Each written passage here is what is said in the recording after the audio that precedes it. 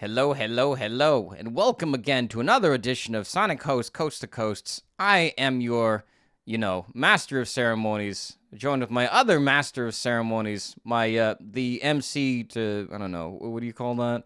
Like, you got two rappers on the stage. What do you call it? The duo rappers. I don't know. What do you call this? Melzil, One help of me us out. lays the track and the other lays the flow. All right, there you go. There you go. Something like that. The yin to my yang, the peanut butter to my jam, uh, the salt to my pepper. This The is Coke to your Malza. Bacardi. The Coke to my Bacardi. I don't actually mix those two. Rum and Oh, there Coke's you go. fine. That one I like. That's But the thing is Bacardi is Coke. I mean, Bacardi is rum. same thing. Yeah. Yes, so we are back for another great edition of this show. The show where we talk about Sonic news, Sonic games, and Sonic the Hedgehog media in general. Because, Malzil and I, as people who probably listen to the show, know that we talk about this all the time, but we figured we might as well just, push the record button one of these days. So this is why we have this show. So if you like what we say, you like what we do, be sure to follow us on Twitter. Malza is very active on that Twitter. So if you want to you get some of the best, hottest takes, on Sonic Media, what real people will tell you what they think, not the company, we're not paid by Sega. This is officially unofficial. You can also follow us on Tumblr. We're now on Blue Sky. You can join our Discord, post some memes, Yes. So I have updated the Twitter X. The pinned comment has the link board, so I made sure it was accessible for all. So please come join us. Visit our YouTube. Well, technically, the YouTube is Radrey's. Watch our shows. Watch Radrey's shows. He has an amazing interview with Shota Nakama of the Sonic Symphony. So give our Sonic historian some love. Give him the views. The producer of Sonic Symphony. One of the greatest interviews I've ever done in my life. So highly recommend it. I mean, I know I plug this I plug this episode every time I do this show, but to me, it's a very special interview, and I'd like to hear what you think of it. So without further ado, we have a lot of Sonic news this week because I will tell you one thing. Well, Radrey? Yes, we have something else? No. I think I finally understand what they meant by this being the year of Shadow. Because, boy howdy, within the last 72 hours, we've been beaten with a shadow ground of news. Just so much. Yeah, you were breaking up a lot during the entire spiel. I'm not sure why, but it sounds like, I guess it's very fitting for this episode, or maybe it's not. I don't know. I'm trying to make it sound cool, but I don't know if I can. Well, let me repeat what I said. It makes sense. I finally understand what they mean by this being the year of Shadow, because we have just been beaten into the ground with Shadow news within the last 72 hours or so. Just all the Shadow, all the time. Yeah. Whoa. Well, I mean, the big thing here is that this was actually the first Sonic Central. Didn't feel like a waste of my time. sorry, guys. I'm so sorry. I am so sorry. People who put together Sonic Central. Right. Yes. Let's talk about Sonic Central just as a concept. Yeah. This is like the fourth one. In the past, they've been these little 20-minute little things where it's like, here's what we have coming up. It's mostly like merchandise or random cross promotions. You might get like, I think they did like the trailer for Sonic Prime, or it's like more often than not, it's like it's a 25 to 20-minute production, and of that, only like 5 to 6 minutes is actually what people want. It's a lot of fluff. Mm-hmm. A lot of useless fluff, if we're being honest. But I think they really did buck the trend with this one this year. Yeah. I mean, yeah, that was the problem with the previous 2 years, is that a lot of it was stuff we already knew. And it's like a lot of us, we all make the joke of, like, well, this person's chronically online. I'm like, dude, you can't even like live in today's society without being chronically online. So of course we know all this stuff, you know? It's like, let me do a Sonic Central and tell you all the things that you already know, So it's nice to actually get some real releases instead of just, one of these like things where like they release it quietly online, but there is no more quietly online. Everybody finds it nowadays, especially if it's like new stuff that's a quote unquote official, right? If you get like a commission So artist that draws like some sort of Sonic thing, crickets, but it's like you get this, oh boy, they'll find it. I do think it's actually really interesting, um, how much they're pushing the mobile, because they opened it up with the mobile games information, and just how much really Sega is seeming to dive into the mobile market. Well, they want those phone people. They want the TikToks and the Instagrammers and all that stuff. That's what they want. I'm pretty sure.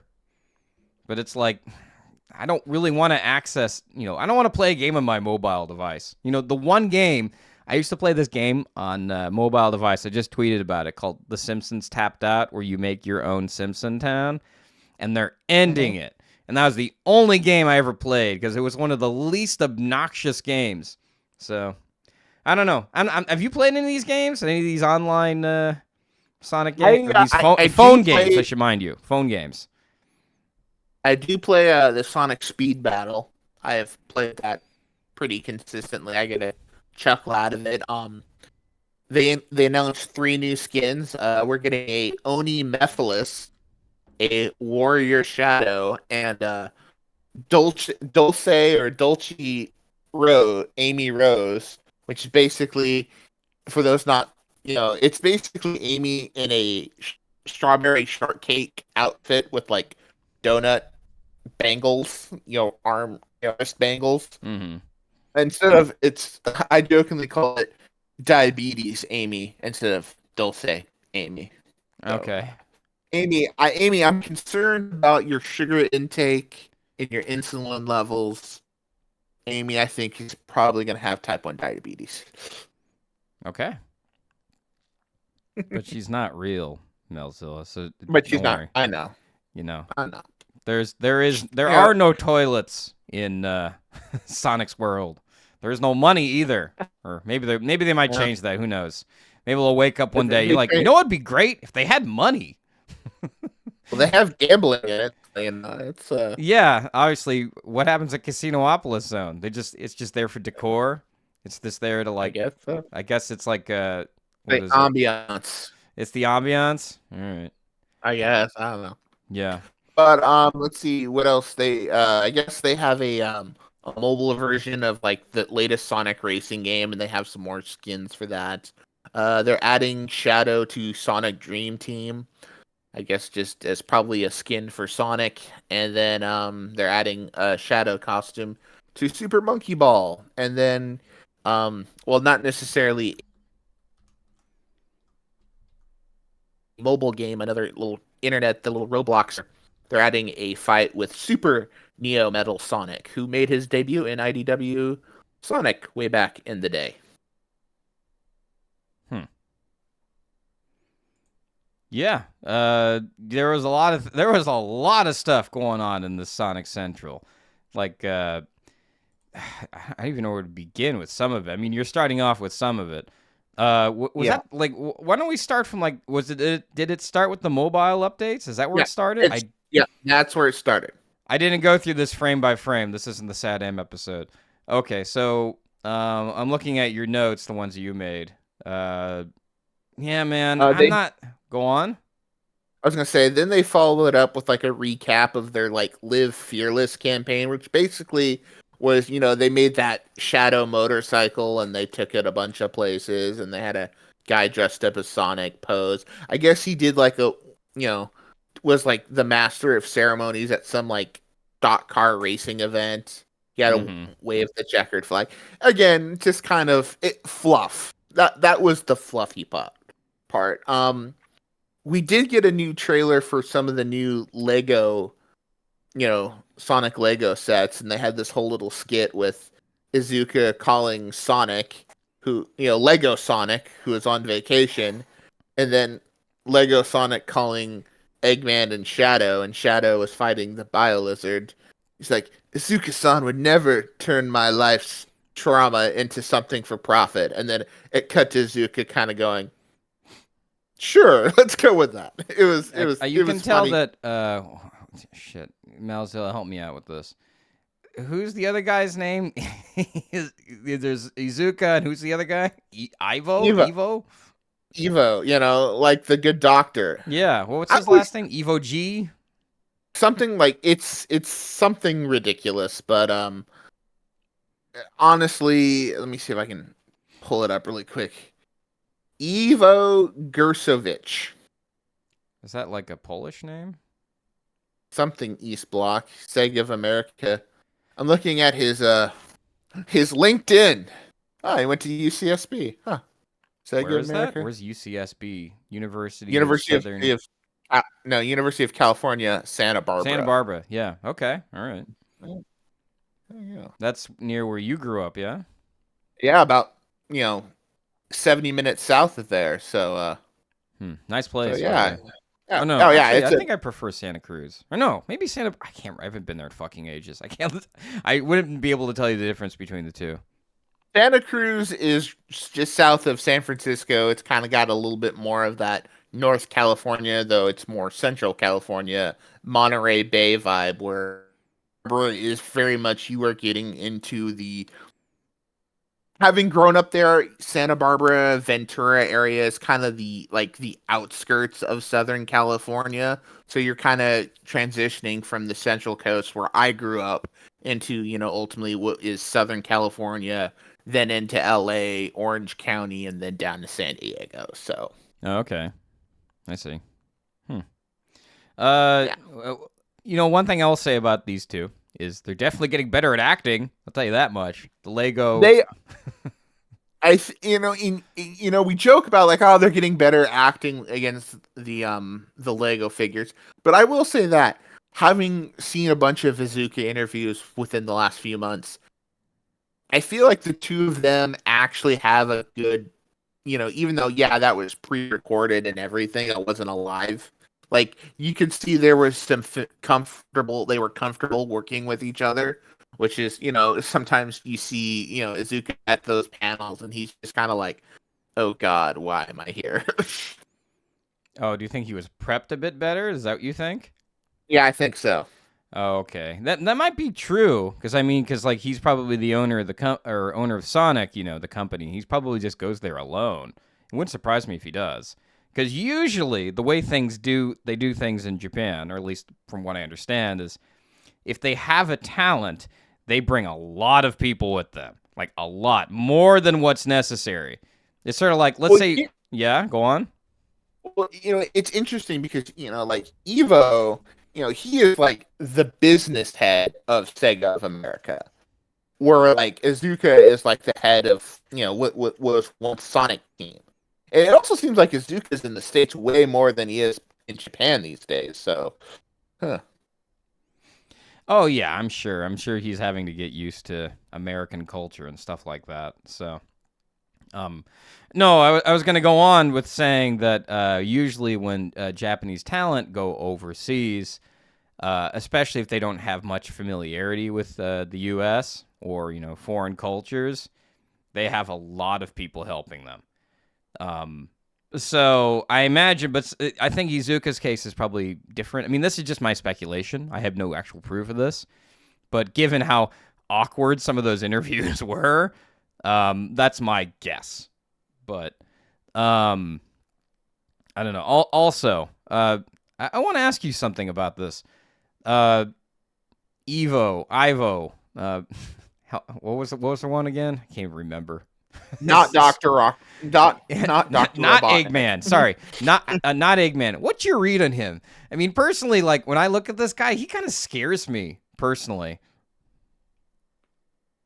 Now, he comes across as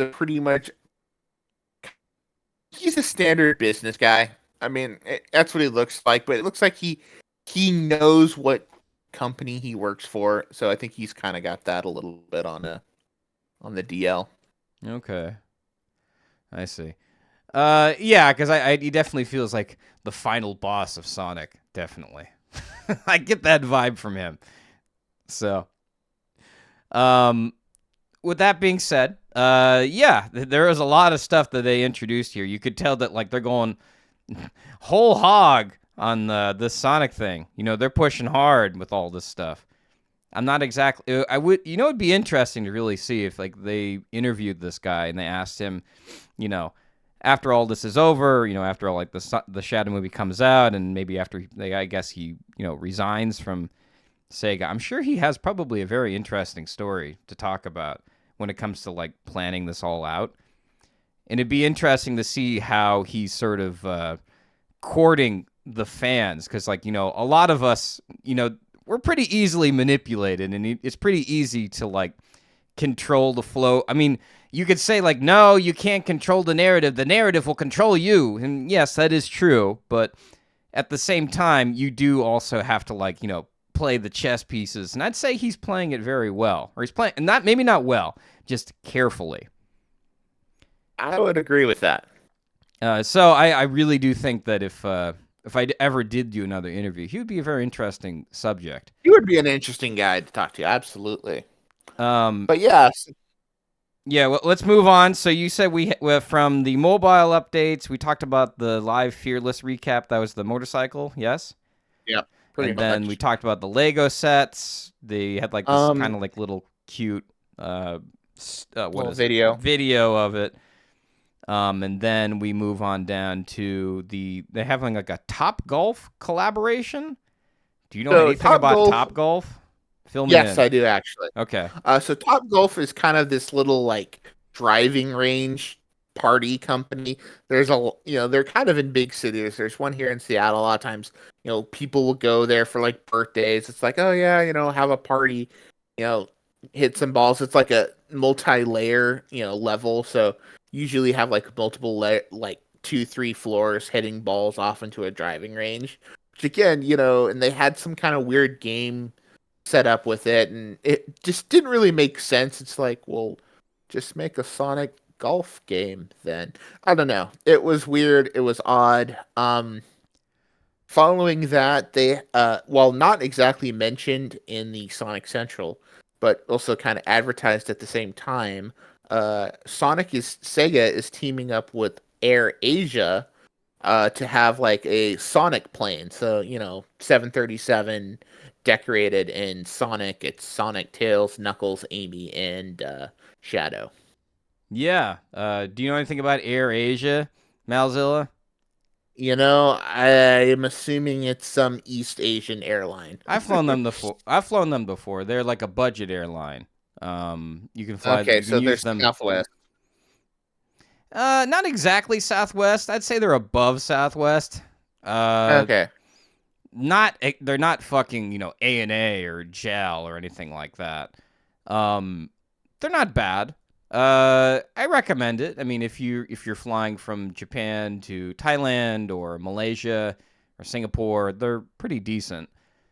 So I mean, it's if you're ever in the East Asia, I do recommend flying with them, especially if you're not. It's a Malaysian airline. Yes, it is. Oh wait, I didn't know that. I didn't know that either. I thought it was like where did I think it was? Chinese or something. Oh no, I guess that wouldn't be owned by China. Yeah, I guess it makes sense. I was thinking Singapore, but I guess they just have Singapore Air. Anyway, I digress.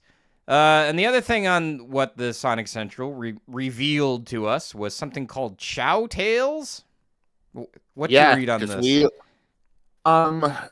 It's just a cute little like they said it's in like an 8-part little little 8-part docu-series that they're gonna reveal over the year of like Sonic visiting a Chow garden and the adventures of the Chow. I mean, it's you put the Chow in, people will pay money.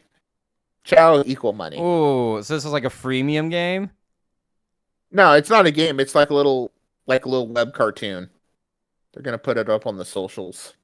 How is money involved? I guess this is what I don't understand. Well, like more like it's Chow are popular. Chow makes them money, so Is it like it gets Pokemon or the. something? No, it's just little videos, and people will Oh, watch them. you have to And buy the videos. no, it's like they'll be on YouTube or TikTok. Okay, but there's no money Like the involved? little. No, yeah. So like the little Sonic and Friends shorts that came out Oh, yeah, yeah, like yeah. last year. Yeah. Think that it's probably like that with Chow. It's just kind of a thing. Was You know, Sonic and just Friends a hit? content, just Chow. I have no clue.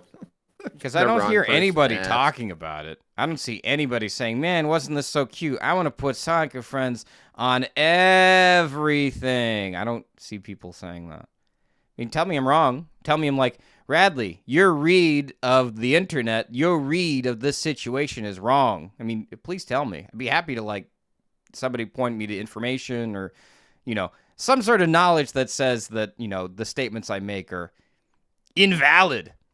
So let's move on to the biggest. I'd say this is the biggest reveal of probably Sonic Central. Was I feel like I should do a drum roll. This is how big it was. Actually, no, Well, it's it's fine. funny because we Malzilla, talked you about. introduce it. You got the voice. Yeah. So, we had joked when we last recorded, which was on my birthday, the 21st, we had chuckled that, it was technically Batman Day, and Sega released this little teaser of Shadow as Batman, and everyone's kind of like, what is this? And we kind of, had made some investigations that it seemed to be something what it was, and lo and behold, we were right. They basically announced a Sega in DC Comics to do hashtag DC Sonic, and it's going to be, as of right now, it's going to be next year. It'll be a 5-issue series printed by DC, not IDW. IDW has nothing to do with this. This is all DC, written by Ian Flynn, and it's going to be a Sonic DC universe story. Apparently, as of right now, we're going to see some DC versions of Sonic Company. Obviously, they announced that Shadow is Batman, Amy is going to be Wonder Woman, Silver is Green Lantern, Tails is Cyborg, which if you think about it, actually makes sense because they show all those little things from like Lost World of him with cyber gear. Um, Sonic, of course, is the Flash because gotta go fast and run fast. But and then Knuckles is Superman.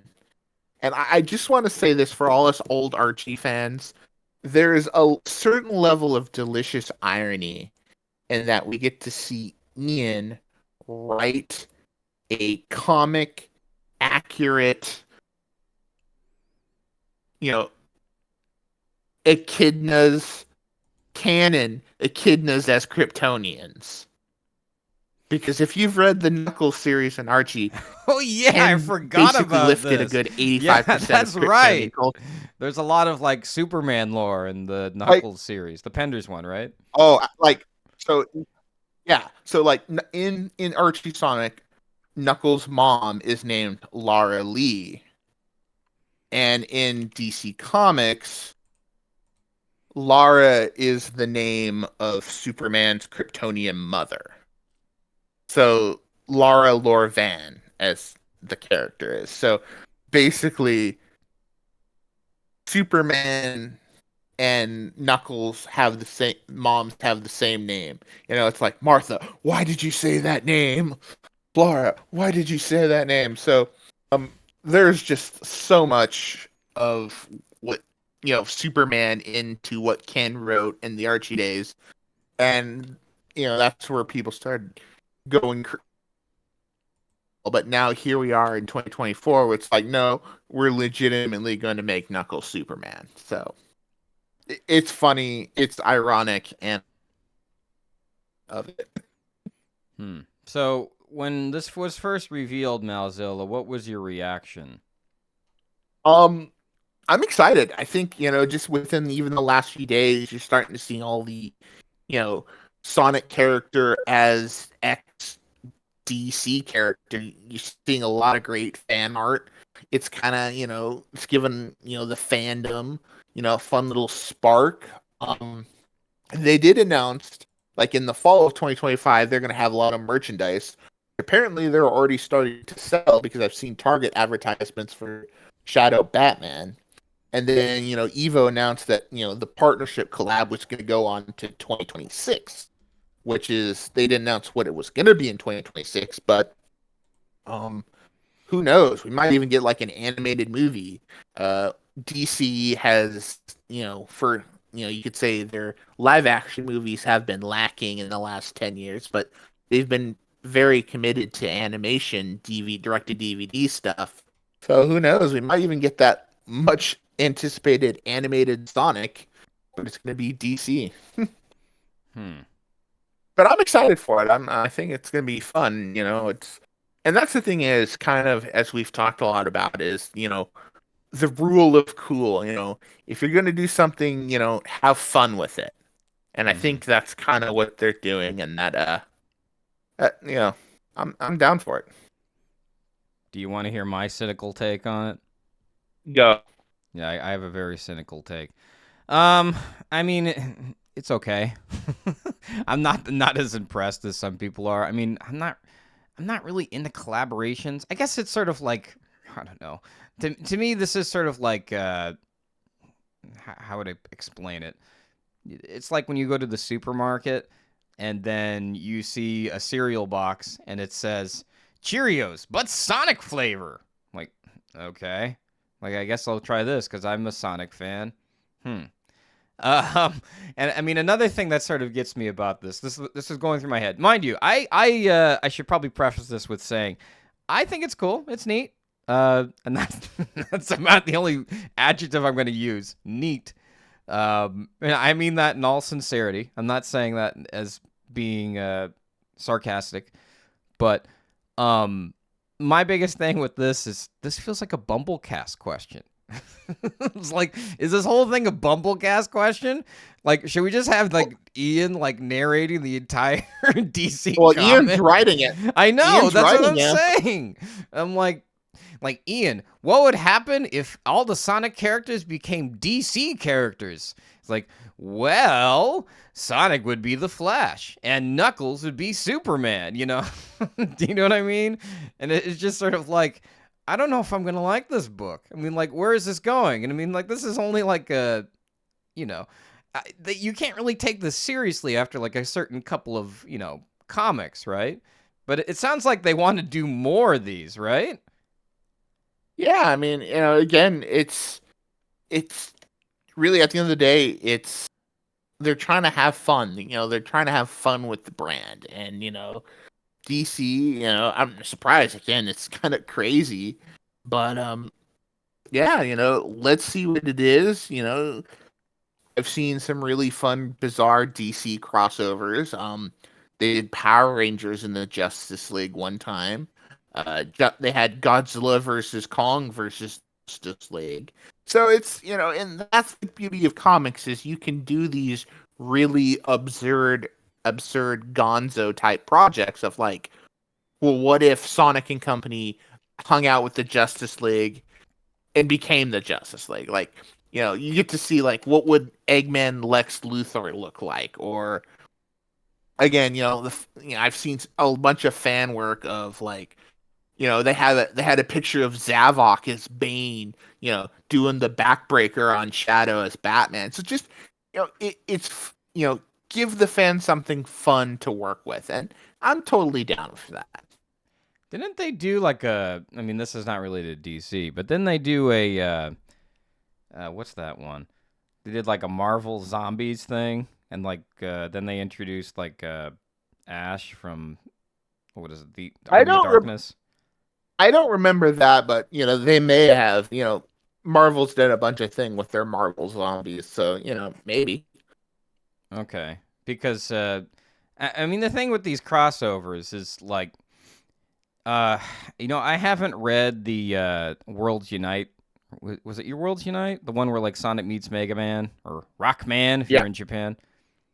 yeah, it's the Worlds United, and there were two of them. There was the two of them where they banded together, and then there was the whole big Sega Capcom thing that they did later. So yeah, like Worlds United, How did that Heroes end? It was United. mostly like it was like a fight thing, right? It was like a tournament, right? Is that how they did it? No, it was kind of an end of the world scenario. I don't really remember their tournament involved. Because relatively, that was received pretty positively. Yes. Yeah, I would like it again. Okay. Would you actually go back and reread it? Do you remember Uh, enjoying I it? got a kick out of it. I mean, again, it was just really bad timed because that was kind of what they used to reboot the whole, you know, the whole RP bug from the post boot to the reboot. So it's kind of it's bittersweet. It's enjoyable, but it's bittersweet. Okay. Yeah, because in general, it's like I'm trying to think of like crossovers that like make you think, man, what a crossover, what a concept, right? Opposed to like something, Godzilla's Kong. what? You said crossover. I said Godzilla's Kong. Oh, God versus That's Gold Kong. fine. Oh, the connection. If you're God's if you're gonna be editing this episode, you're gonna be hearing a lot of like you breaking up. So if I keep saying well, what, it's because I can't understand what you're saying. You're speaking to me like you're Emerald. So, but I think my internet is not right now. okay, all right, okay, that's fair. Um, yeah, Godzilla versus Kong, sure. And I mean, I don't know. To me, it's just like, why do I watch these things? Do you know what I mean? Like, what does this add to anything? I mean, I'm up for like debating and talking about like what makes a good crossover or what's a successful crossover or what's a bad crossover. But I know I'm talking about this prematurely. It's not even out yet, but I do like to speculate in terms of like because I've seen many crossovers, and to me, it seems like I sometimes I just see like the creators behind this just making me something, and not really having much to say with it. Like here they go, like here they are, check them out. Like all right, we're done. Like what was that? Why did you even do that? You know what I mean? Do you know what I'm saying? Yeah, absolutely. Okay, so I mean, I'm just curious where they're going with this. I don't know if this is just like a promotion thing, like to get you to buy a DC book. I mean, which it totally is, or are they actually have some sort of like story or something to add to the characters? That has to say something. You know what I mean? Well, usually with these types of crossovers, like for example, uh, Boom and IDW did Power Rangers Godzilla, and it's a story in a vacuum. It's usually the story itself are pretty paint by numbers. There's nothing. This isn't super prose, but again, it's it's a visual medium of seeing all these characters interact, and that's kind of just again you couldn't really turn this into like a monthly ongoing for like a year or two because I think you'd probably run out of steam after a few issues. But yeah, so Uh, again, I'm excited for it. let me ask you this too. Um, correct me if you think I'm wrong on this, but DC has been having a hard couple of years. Am I right? You're not wrong.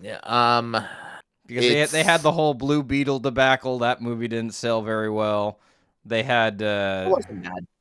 the was it, the Aquaman sequel, which didn't sell very well.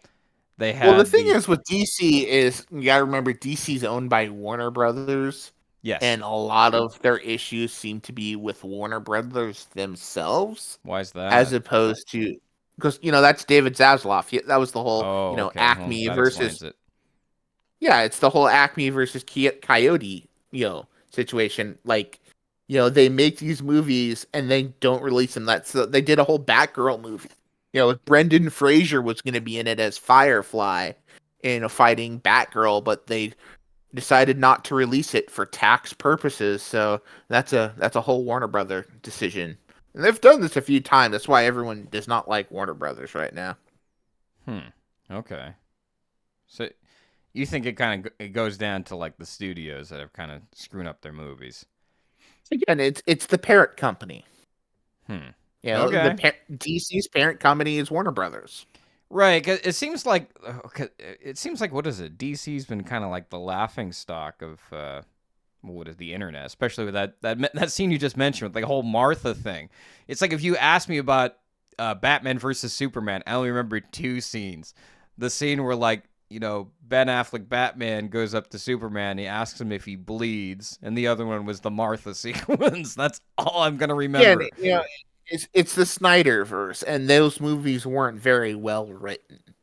Oh, okay. You So know, you think they're not well written? Okay, because I know no, some people would argue against you. I know that there's some people who love those movies. They are a very small few, but Watch it. We'll get our first commenter. Like, you're wrong, Malzilla. They're gold. you're wrong. They should be nominated for Oscars, just like So I Joker am. was. Well, here's the funny thing is like obviously Joker up until Deadpool Wolverine was like the highest grossing rated R film. So yeah, they've had success in individual pieces, but not really collectively. Now, that may change because James Gunn has now become kind of the Kevin Feige for DC. After he did the Suicide Squad and he did Peacemaker, which was very good. Um, Sidebar: if Shadow wasn't Batman, he should totally be Peacemaker because he loves peace so much, and he'll kill every man, woman, and child to get it. um. So yeah, it's I've seen some stuff. They got a whole new Superman movie planned out. They're gonna do kind of. They've said they're gonna do kind of more of a Silver Age take on the Batman because we've had all this, dark, grim, gritty Batman between Affleck and the Matt Reeves movie, which the Matt Reeves movie is actually really good. So, I'm watching The Penguin right now on HBO, and it's pretty good as well. So. I mean, I should be honest with how I feel, but this whole like Sonic DC sort of thing, um, what my impression is to me, it's like DC's having a hard time, and this reeks of desperation. This sort of reminds me of what is it? Like, do you know Bear Bricks? Do you know what those are? I do not. Bear Bricks are these like little they're like these little toys. They're like figurines. You can move them and stuff. They're very popular with like rich people. For some reason, like Dr. Phil has a bunch of them in his house, which is really strange. Um, and like I don't know, rappers have them in their house. I mean, I even have one. I'm not rich though, just to let you know if that's you wondering. But I have one of Homer Simpson in my house. But this is a direct decoration because it symbolizes what is it's artwork. What did they say? Art is luxury. But anyway, the thing is that I often watch at these Bear Brick things is they often do collaborations with these brands that are struggling, that are really struggling. So I can't help but see, like, I'm watching all this stuff with DC right now, and I'm like, they're struggling, man. It's like, are they doing this Sonic thing because they're struggling? Because it's like it makes me cringe seeing this. I'm not saying it's a bad idea. I'm not saying it's not going to work. I'm just saying, where is this going? It's like, how do I put it? It's like, imagine you're watching somebody walk on a tightrope. Like, what's that movie? The one where that guy who walked in the two Twin Towers back when they were there. Oh. It's sort of like me watching this. I'm like, is he gonna make it? Is he gonna fall? Like, oh, I don't want to watch if he falls. I don't want to watch it. Because I have real big fear of heights, right? So Yeah. that's my thoughts. That's what I see with this. It could either really work or like, oh God, what a dumpster fire. Oh no, no.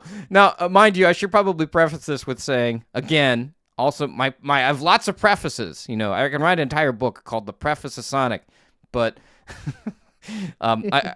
I should preface this by saying that I am sometimes critical of the Sonic the Hedgehog brand because Number one, okay, let me give you a metaphor. It's sort of like, let's say you're a Cubs fan, or you're a here in Japan. I'm a Bay Stars fan, right? This is your baseball team. This is the team you identify with. That's where you grew up. That's who you're a big fan of. But the problem is they suck, and you want them to do better. That's sort of how I feel with this. It's like I don't want to see, the Sonic DC things suck. So if I'm critical, that's why.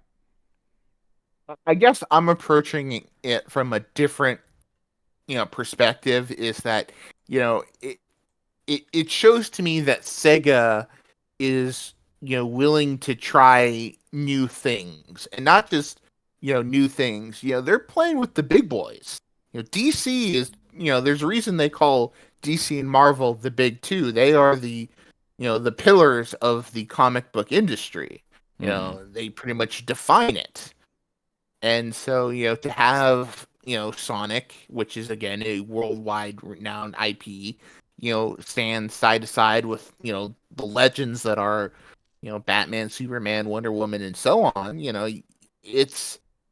it feels like they're trying to get Sonic, back to the top.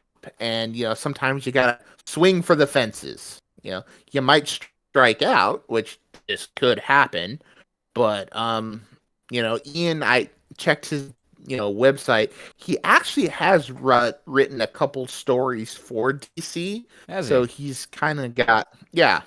So he I knows think he's one rubbed didn't get, elbows with some of the DC peeps, or maybe not. I'm sure he would say yeah, on the maybe Bumblecast a that he little. did. If you check it, one of the stories I guess didn't get published. So he's, I think he only has really one published like backup story with Superman. So he has a little bit of experience for, dealing with the DC world, besides from being a fan of the DC, IPs. But I'm happy for him. I mean, and, just his career. I mean, Sonic has been basically his career, and he's kind of been, in those, circles of like IDW and Archie. And so, to see him now kind of again brush elbows with the big wigs over in DC, gives him more career opportunities. You can't make sure all your money comes from Sonic or Sonic fans. Yeah, well, I mean, I think probably even a brand like Sonic does need a lot of help, because there's a lot of fans with Sonic, but the problem is it's the best way I could describe this, fandom. It's very sleeper. It's like it's very sporadic, or not sporadic, sparse. Excuse me, wrong word. It's not. It's very like thinly scattered. Like to me, finding a Sonic fan feels like I found treasure. Do you know what I mean? I mean, now Yeah. thanks like stuff like the internet, it's like, oh, holy shit, people actually read this damn thing. That's I kind of had this real weird, aha moment. I'm like, okay, I guess there's a reason why it keeps going, or why they still keep publishing this, right?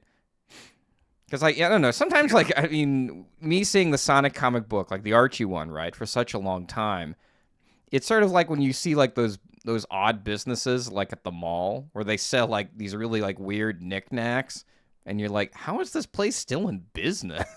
Do you know what I mean? Oh yeah. That's what it sort of felt like seeing Archie like issue 99 with like Sally like getting weepy over Sonic holding Mina Mongooses hand. And I think I've said this before. Like I'm looking at this cover and I'm like, that thing's still going? That thing's still around? Do you know what I mean? So I don't know. It definitely has a fandom. It's not like they're not that knickknack store from the mall. Absolutely. Yeah, it's one of those funny things that we joke about. Archie.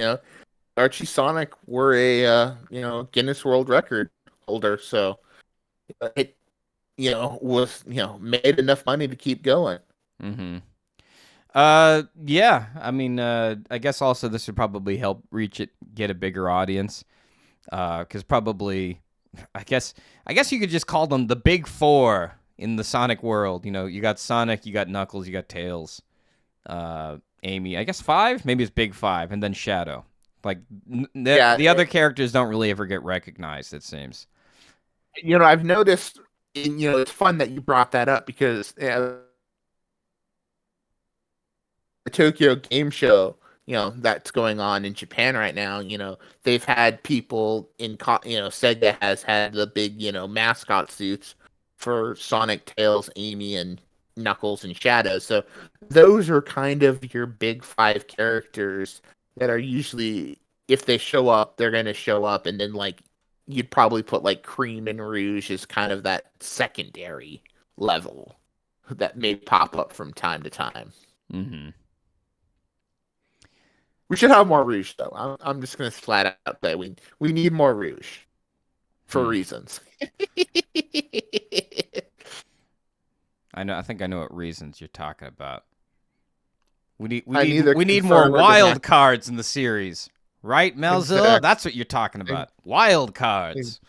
Exactly. Yeah. Well, she brings two great wild cards to the series. What I mean by that is her and Omega, because if you have, Rouge, you're also going to have Omega, right? Because you got to have Team Dark, despite Sega not wanting to call it Team Dark for some odd reason. I don't know. Exactly. Make up your mind. That's all I'm going to say. I imagine this is a communication issue. Like, no, they don't have money. No, they're not Team Dark. No, they're not this. They're not that. How dare you have good things? Like, we got to like figure things out. Like, we got to put the no button on for some damn reason. Anyway. Probably then we move on from the DC Sonic stuff into another, like, Sonic Shadow Generations trailer. Or Sonic X Shadow Generations trailer, where we get a confirmed Sonic Forces level, a more, as you said, biblically accurate Black Doom, and what is it? We got some. We did it, folks. We manifested Mephiles. The Alpha Gamer is returned. Though apparently Nakamura Shun from Sega, he's one of their producers.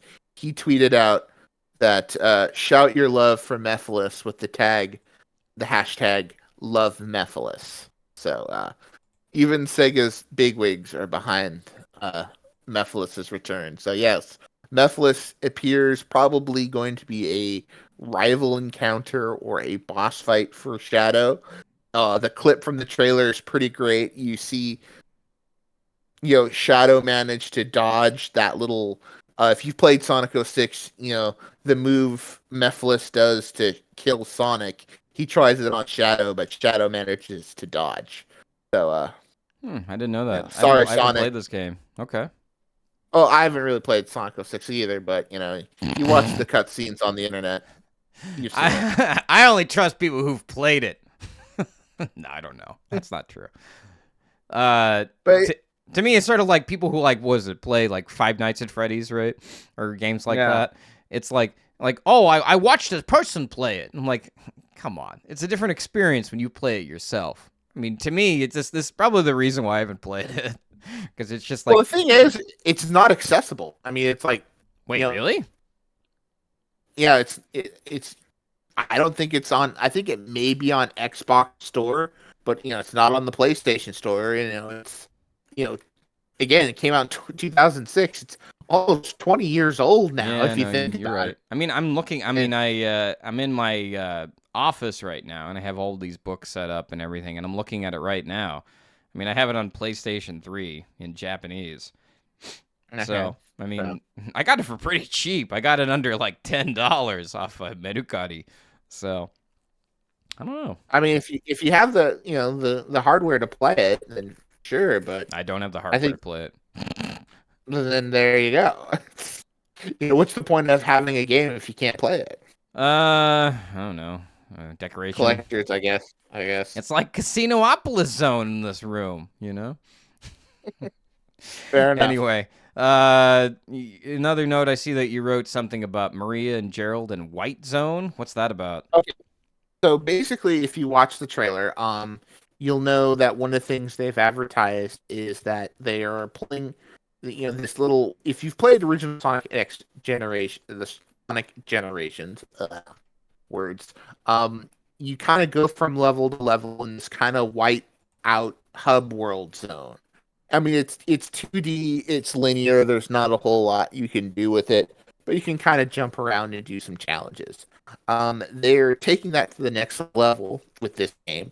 So Shadow's White World, they're basing it.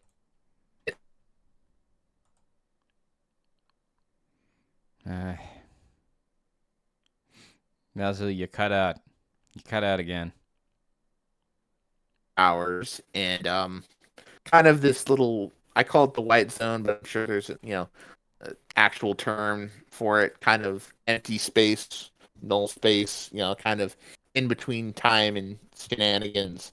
Um, so the stinger for the trailer was that, it seems like the time eater, you know, it got to the point and then the time eater showed up and like turned back the clock.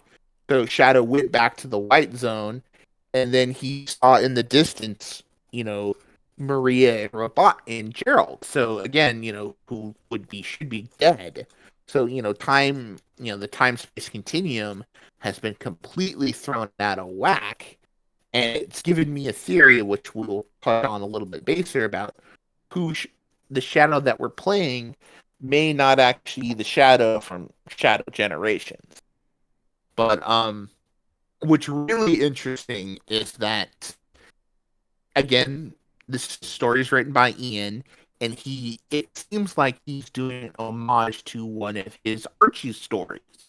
So, for those who haven't read those issues of Archie yet, and I know our good friend Radrey hasn't gotten to that point yet, but Shadow had a pretty convoluted story in Archie. I mean, it was basically the same, but there were some other things going on, and at one point he steals he's working with Eggman. It's kind of weird, but he steals from Snively Gerald's, journal, which is a data disk, and he kind of runs to Knothole for help to read the journal. He wants to know who he is, what his purpose is, and all that fun stuff that is typical Shadow. So the disk gets damaged, by Snively, but they go to Nicole, and Nicole is able to kind of boot it up, and both Nicole and Sonic accompany Shadow into the journal where he kind of has this chatting moment with both Maria and Gerald as kind of what his purpose is to be. He gets, once he gets to have closure with Maria and Gerald. So that's why, a lot of people say Archie's a lot more, this is a Shadow who has not only come to terms with his past trauma, but has kind of learned to healthily put it behind him and move forward. He was able to say goodbye and, know that Maria and Gerald will always be with him. And that, he will be, and he finishes off with his big "This is who I am" speech as he beats up Sniffly. So it's kind of an interesting thing now that we take it into Sonic X Shadow Generations, where maybe Shadow is going to have that same opportunity to have his closure with Maria and Gerald, so his character can finally take a step forward. Mm-hmm. It's funny. So yeah, I want to point out that like when they revealed the whole DC, Sonic collaboration, I love how like Ivo kind of reveals the like, oh, and the writer behind this it's a man that everybody knows, and for some reason he sounds like Christopher Walken. Everybody knows it's Ian Flynn, like. Why is he introducing him that way? Like the man that everyone knows, that everyone loves, he's the man. This is the thing. Why do they say this? No idea? Okay. Well, he's trying to hype Ian up. I mean, he knows Ian is a, for the most part, preface yes, it? Why put it up there saying with the man everybody loves? I mean, like you could probably say something like the most popular writer, or a very well known writer, or the well established writer. Do you know what I mean? I think it's just a case of people I think generally have positive feelings toward Ian's writing with Sonic over the years. Okay. So I'd say there's definitely more people who like Ian than dislike Ian. Oh yeah, yeah, I've yeah. seen people dislike Ian. Them are to me, but again, as we kind of mentioned earlier, the big wigs are throwing Ian around and they like what he's doing. So good for him.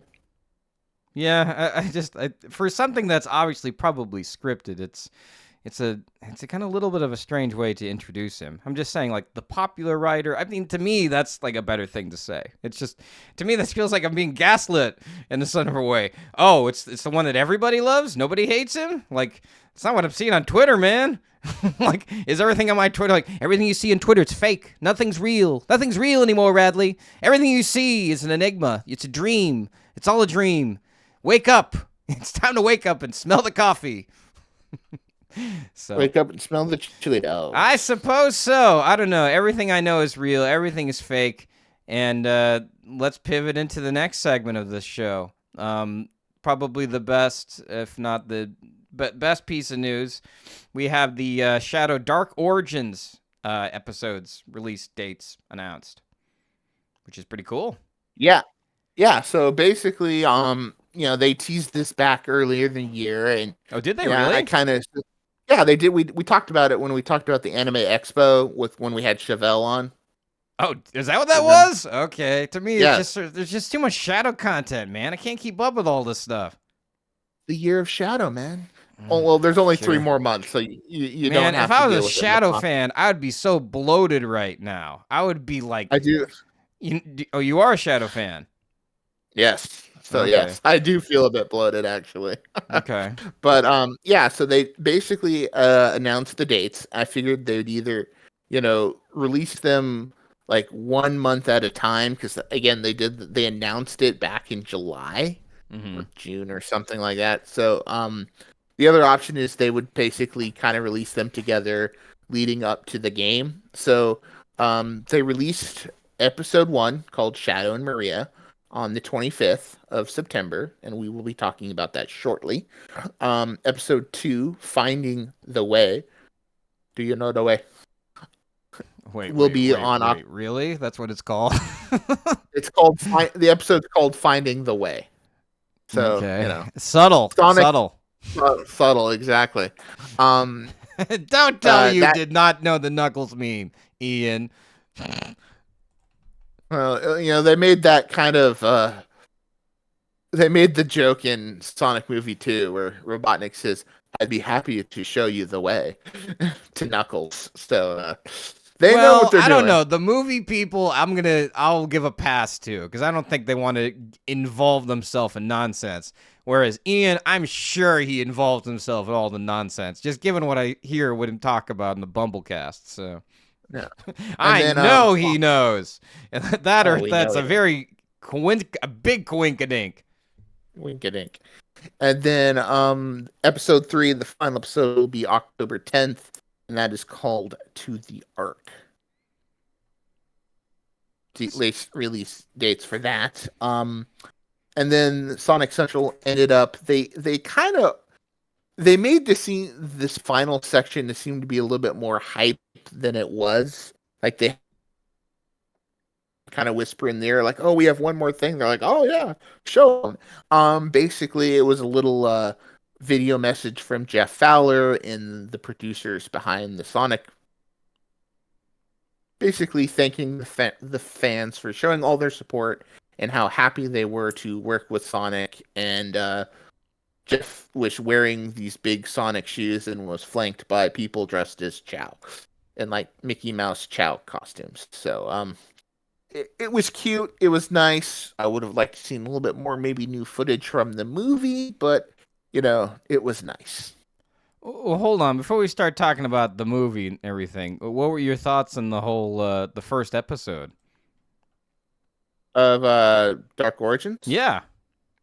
Oh, I mean, okay, if we want to skip down to that. Okay. Oh, okay. We set that for later. Okay. All right, well, let's Yeah. talk about the movie thing first. I thought because we introduced the intro, the origins. Okay. You're doing an order. in terms of like Yeah. release time. Okay. Yeah, in terms of the movie, the stuff, if you held a gun to my head right now, Melzilla, I'd be dead because I do not remember any of it. I do remember what you're saying now, but like, yeah, it was a message from Jeff Fowler saying, I don't know, some of this like really like very I want to he almost kind of reminded me of like one of those what are they called? Um like a self-help guru, like the way he was talking to us, like I got something planned for you and you're going to love it. And then like, well, it's kind of a thing I've already seen, my dude.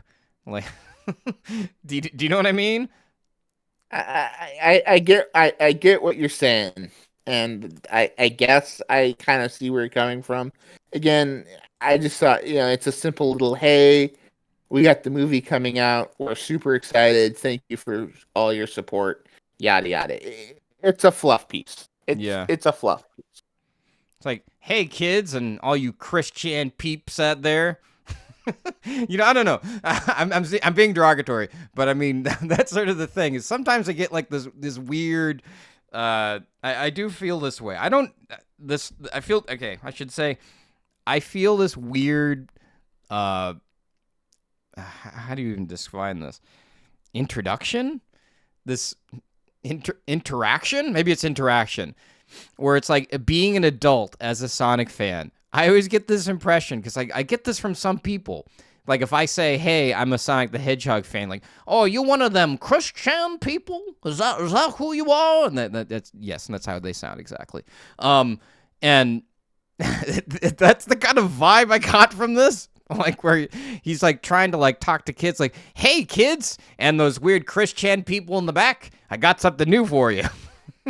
I don't know. I know I'm probably way overreading this, but it's just sort of like I can't help but feel that way sometimes. Yeah.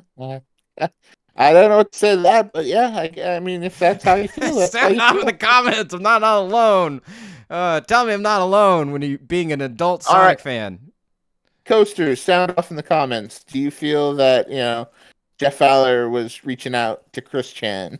Oh no, not when Jeff Fowler in particular. I'm just saying as somebody who's not. I get this impression every now and then. I'm not saying Jeff Fowler's saying this. What I'm trying to say is sometimes I get approached by other adults, and if you mention that you're a Sonic the Hedgehog fan, I get like this, oh, one of those, that sort of thing. Do you know what I mean? It that's makes me fair. uncomfortable. Makes me very uncomfortable. Okay. You'd not need to elaborate on that. Okay. All right. Well, let's move on then. Nothing elaborate. Well, and that sums up basically all of Sonic Central. But wait, there's more because that same day, because again, Sonic Central was on Tuesday, the 24th. PlayStation also had a state of play that afternoon, which showed us more information. First off, we saw what looked to be a little bit of a cutscene between a fight between Sonic and Shadow from Sonic X Shadow Generations. Kind of my guessing. In the original game, Sonic has a rivals race with Shadow. They'll probably just do the same thing but reverse it. So we'll see that. But we also learned something that I think we had suspected, but we weren't fully sure. And we also learned something really, really cool. So if you pre-order Shadow, they did mention that in December a DLC skin and a DLC level would be available. Now, most people suspected, since it's coming out in December, it was going to be a Sonic Movie 3 level and skin. And we were all right on the nose. What we didn't suspect is they had a trailer for it of Shadow jumping out of a ring portal and essentially into downtown Tokyo, into Shibuya Oh Crossing, yeah, that looked and cool. That looked cool. running his way through it. And also, Shadow is voiced by Keanu Reeves in the game. So you have game Shadow. Basically, you have Keanu Reeves playing Kirk Thornton playing Shadow. I'm a dude pretending to be a dude disguised as another dude playing a hedgehog. Sounds like one cool dude. One cool dude. So yeah, I mean, it's people were going crazy. It's Keanu in the video games. Heck, Ben Schwartz hasn't been able. They haven't even done that with Ben Schwartz yet. Oh So yeah, you're it's right. kind. Yeah. So, Colleen voices Tails in the game, so that's kind of no news. But for like Ben, who's this is movie 3, and they haven't really done anything with movie Sonic in any of these games. So, the fact that we're gonna give Shadow his own whole unique level dedicated to you know again, the movie is called Tokyo Mission in Japan, so we're gonna give you a Tokyo level. So why not? Pretty So cool. that's really cool. That's really exciting. Maybe they'll give us a boss fight where we have to fight Sonic, Shadow, Sonic, Tails, and Knuckles, and they'll get the actors for it. So who knows? That'd be kind of fun. It sort of reminds me of the I don't know if you've seen the Kingdom Hearts trailer where it takes place in Shibuya. Have you seen that? Yeah, I've seen that. It was kind of weird because I was into Kingdom Hearts when it first came out back in the day, but then it kind of just went some really weird. And I think like the latest one was like Sora, who's clearly a video game anime character, then just wakes up what looks to be in the real world, and it's like, what's going on? This is kind of weird. This is kind of cringe, You didn't but like it, people huh? love it. So I don't say I didn't like it. It's just kind of weird. But it's The meta. vibes It's were off. meta, Malzilla. Get with the times. We're all. That's what the I, kids are doing. They like the meta. that's true. You got to get RIP on the with fourth that. wall. You got to get on with that drip. You got to show that riz, and use the. You got to speak the vernacular. It's skibbity D. Yeah, you got to be. You got to skibbity your way through the entire. I don't know, modern vernacular. Where am I going with this? Exactly. Nowhere. Let's pivot. Where are we pivoting? Yeah. What's the So last thing on our list? the last thing on our list is, in fact, the Dark Origins episode 1. It's 6 minutes long. It's pretty short. I'm gonna just kind of give you a quick summary of it. It opens up with Maria dragging Shadow through the corridors of the Ark, and she really wants to show Shadow something. And they go out onto the observation deck, and she shows him the Aurora Borealis, which then Shadow goes, "At this time of day, at this time of That year, didn't happen. located." It didn't happen, but the jokes were being made He within made like that 20 minutes. up. Oh, Ian totally knew what he was doing with the Aurora Borealis joke.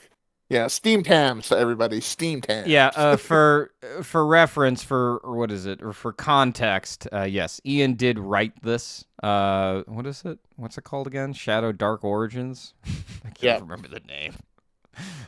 Shadow Dark Origins: The Return of the Curse of, the final chapter. I'm trying to make it sound Yeah. like a horror movie. Maybe you didn't get it. Okay. Okay, a little over my head, but yeah. So Wait, you didn't get that reference? All right. no, Okay. I got it. Failure. No, failure. Jokes aside, she shows him the Aurora Borealis, and she thinks it's really cool, and Shadow's just kind of like, okay. But then apparently it kind of goes, Maria starts to faint, and Shadow helps her, and he says, "Hey, you know, the low gravity of the arc helps your condition in remission, blah blah blah." And the two kind of have a little conversation similar to what they had in the Shadow manga about Shadow's place, his purpose, that he hasn't been able to, he's the ultimate life form. He's supposed to be able to cure diseases, but they haven't been able to cure Maria. But Maria says that doesn't matter to me. I'm happy that you're my friend. So very kind of nice little wholesome moment. It's They showed this, for the majority of this clip at the Anime Expo. So, very nice, very, Stephanie Shea plays Maria, and Kirk Thornton gets to kind of flex at Shadow vocally a little bit. So it's really nice. And then, of course, a Merle breaks out of containment, though the guy on the PA says multiple subjects have broken out of containment. So what's going on with that? So then Emerald flies off. Maria begs Shadow to go save Professor Gerald, which he does. So he kind of dabs down the corridor, and has this really amazingly choreographed fight with Emerald. And the attention to detail by the animators, where they, Shadow spin dashes, and he does. Emerald spin dashes back at him because Emerald's whole ability was that he could copy abilities. So he doesn't do it until he sees Shadow do it. So kind of neat little touch of detail. But everything goes to hell when Shadow punches him, but he turns to glass and the whole world around Shadow changes, and he finds himself back on the observation deck and sees basically the gun Starfleet. It looks like I see it out of Star Wars just approach. He starts talking about, like, wait a minute, the invasion of the Ark. What's going on? This isn't supposed to happen. And then, like, the whole world turns upside down. The Ark, and then he falls into Professor Gerald's prison, cell as he's about to get shot by the firing squad and tries to save them, and then that falls apart, and you see basically Shadow fall through a thunderstorm where he sees these, basically the scenes of the gun shoulders shooting Maria in the heart, only for, the ominous clouds and hands of Black Doom to kind of reach out and grab him. But then as soon as this happens, we find out that Shadow wakes up and he has a Chaos Emerald. He chucks a Chaos Spear at a tree, and we find out that this is all says the modern day. So Shadow has just been kind of taking a nap out in the middle of nowhere, and he kind of looks up to the sky, and you see this amazing shot of the moon after Eggman pissed on it, or shot it with the eclipse. I don't remember that. When did he piss on it? He makes the comment that, he didn't, all these dreams started to happen once he saw the Ark, or you see the space colony Ark flying up around, and then, determined to investigate, he decides he needs to find answers, so he kind of zips off with yellow lightning around him off into the distance. So that was episode 1. It's short, it's clean. The animation is amazing. If you do watch the credits, obviously Ian Flynn is writing this, and there's enough Easter eggs that makes sense that he does. You also see the vocal cast. Again, Kirk Thornton as Shadow, Stephanie Shea as Maria. It also mentions Karen Strassman. Obviously, she's Rouge's voice actress, but she wasn't in it. My guessing is she'll be in the next 2. And then it also references Roger Craig Smith. So apparently, if fans remember, I think it was the Christmas Tales tube where they did a big gift exchange. Omega was there, and Roger played Omega. So I guess from this point on, Roger is going to be Omega's voice actor going forward. It feels like they just get someone new to play Omega every game. It's like, we're going to get someone, and then we're going to get this other person, and then we're going to get Vic Mignogna, and then we're going to get someone else. And it's like every 2 games, because again, Omega's barely in anything. They're like, oh, we just need someone to voice a robot. Roger, want to make an extra $150? Sure. So, those are fun trivia. I enjoyed it. I'm interested to see what's going to happen next in the next couple episodes over the next couple of weeks, and we'll see what happens. What did you think? Well, first, let me ask. So, first let me ask. What was I gonna say? Oh, so Shadow, so out of character, right? He's so OOC. Ian Flynn does not know how to write Shadow, right? That's what we got from this, right? He is. They need to get a better writer. They need to find those Japanese men and women to write everything. Those names of those Japanese people we never remember, right? That's what we need. Am I right or am I right? Tell me. I don't think you're right. Okay. All right. No, that's a joke. That's a joke, by the way. I know. This is the one of the problems with being chronically online and reading Sonic discourse with people who get a little too attached to Sonic the Hedgehog. Sometimes, and I mean, to be fair, I do this myself. Sometimes I get too attached to, the brand, and you need to take a step back. So it's always good. Take a step back. And it is a good idea to touch grass. It feels very nice. It feels good in your hands. It's better than sand. Much better than sand. My thoughts, great sound design.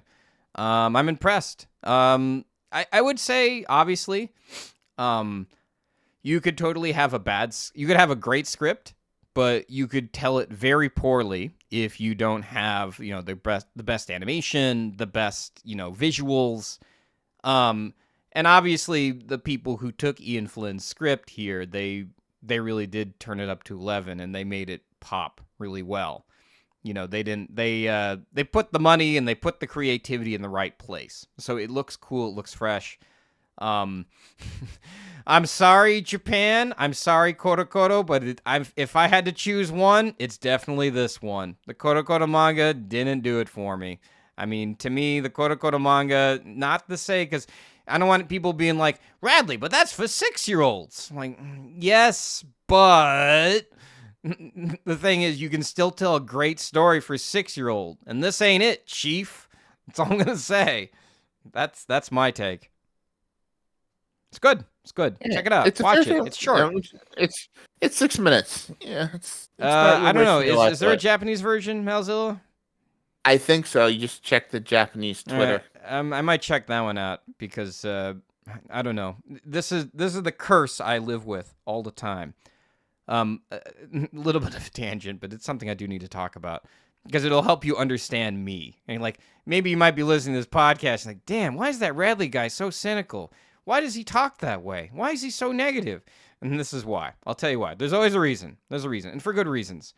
I remember when I watched. I mean, sit down, grab popcorn, grab a drink, or if you're doing something. I mean, this is a little long. When I first came to Japan, long ago, I watched My Neighbor Totoro, right? And I watched it without dubbing. I watched it in the original language. I've been studying this language for decades. Trying to perfect it, trying to get good at it. And, growing up with My Neighbor Totoro, one of the first anime I ever watched that I loved, and, I watched with my sister all the time. It was so weird watching that in Japanese. And I almost kind of felt cheated in a way because I started to watch it, and you always would watch anime, and you're like, oh, that's weird. Oh, that's strange. I guess it's just from another country. And you just kind of wrote it off in your mind. And then when I got to Japan and I watched it in the original language, the original dubbing, I sat to myself, I sat down and I watched it and I'm like, that's what they're saying? They're trying to say that? And it got to the point where it's like, I can't watch the original English version anymore because the nuance is gone. It's no longer that awkward anime thing you just accept for being an awkward anime thing. It's not an awkward anime thing at all. It's sort of like, what was it, like with Dragon Ball, right?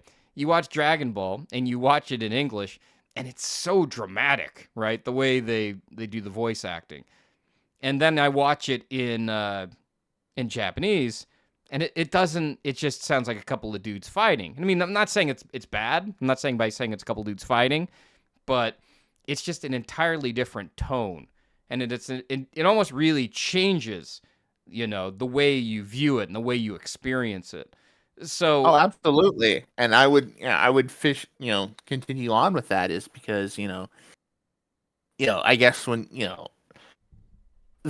the American industry of voice acting dubbing for, Japanese productions has dramatically changed in the last, 10, 15 years. Not to say I forget when they dubbed My Neighbor Totoro, but a lot of those early dubbings, there was a lot of localization, maybe a little too much, like in those early Dragon Ball dubs. But eventually, it's one of those things where it's changed now. But I totally get what you're saying. Yeah, I should also say too that I'm not saying that you should only learn Japanese and you should only watch the Japanese version. Both of them kind of have their own unique charm, and it's just one of these like me things. I mean, sometimes I can turn my brain off and just say, no, watch the English version and appreciate it for what it is, So I'm not saying that you need to have one or the other. For me, technically, I always want to try to be the most fair I possibly can when it comes to subjects, when it comes to life, when it comes to pretty much everything. Because I'll tell you, it is difficult to try to be neutral when it comes to life in general. So Absolutely. all right, that's all I got. I didn't do my SADAM notes. I got busy as fuck this weekend. Or this week again. But I will be able to whip through it this weekend. So Through this weekend, what? what's that? Did I cut off? Yeah, you cut off. You Oh, just okay, said so you yeah, know. there is no SADAM review this week, unfortunately, because I did not have the time to write the notes because I wanted to do this proper. I want to do this right. I want to give people a good review. That's what we're here for, coaches. We're here to give you the goods. So, Malzilla, I think that's all for Sonic Central and for all of Shadow the Dark Lord, the Night of the Curse of the Werewolf. That's The Bat Hog. the Bat Hog Shadman Part 7. That's Dare the not say his name. Oh, sorry. He Excuse will me. know. Shadow Batman. Forgive me. Yeah, so that's all of us from here. Again, remember, follow us on socials, watch our shit, watch Radrey shit. Come back next time and we'll talk. Hopefully the next Watch us while you're having a shit. I mean, hey, Yes. on the porcelain throne. But odds are the next one we have will be the continuing of the Sat AM episodes. Not to give a bit of a spoiler, but from my personal viewpoints, the episode Supersonic is not super at all. And we'll go into detail more next time on the Sonic Hosts Coast to Coast podcast. See you then. Bye. And